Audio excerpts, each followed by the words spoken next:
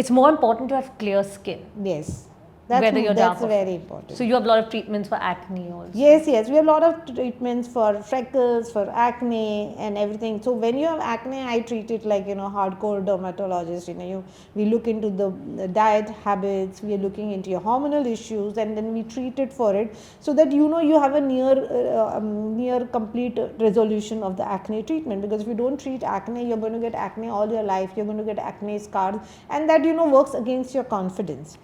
So clearer complexion always works better. So then that's a treatable thing, and it's a dermat preview. It's not a cosmetic thing. Yes, it's your diet, it's your sleep, it's so many different things. Yeah, you can't. It's not just about some cosmetic procedure. No. So I want to come to last question is on basic skincare. For those who don't want to go in for all these treatments, what are, especially for our Indian climate, let's say Mumbai, what are certain non-negotiables in your daily skincare routine that you absolutely must introduce? Okay, so skincare routine, obviously it depends first of all on your skin type. So you have to find out whether your skin is normal, dry, combination skin, and absolutely oily skin. So that categorizes the whole thing. So what you are using and what your friend is using or your mother is using may be completely different for you. So what you need is a good cleanser. So a cleanser for oily skin, you will use an oily cleanser. For a dry skin, you use for a dry skin. For combination one, use a combination. You'll use a normal cleanser, along with that you'll use a toner for the T-zone. Okay, so a toner dry skin should never use, but if you have an oily skin, let's say you have a teenage kid at your home and he's breaking out into acne, a lot of people come to consultation for us. We say, okay, use a gentle cleanser, use a good toner, alcohol-free toner at night on the T-zone, and if an anti-acne cream is required, you use that. You should use a moisturizer. Now again, the moisturizer depends on the kind of skin, so if your skin is very dry, a light moisturizer will be absorbed very fast. So you have to use something with collagen or hyaluronic acid for an aging skin type. If you're an oily skin type, you have to use a basic moisturizer which has more moisture or the water content in it.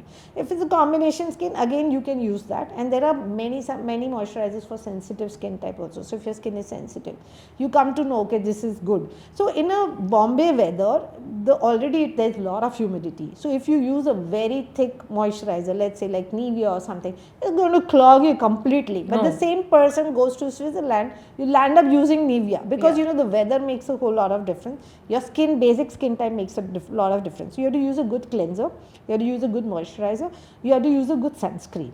So these are three important things we tell you. Just identify your skin type, or go to a dermatologist to help you identify your skin type. Then use the routine. And if you're comfortable, don't succumb to the pressure of the e-commerce brands and say, okay, now I use this brand, now let me use this brand.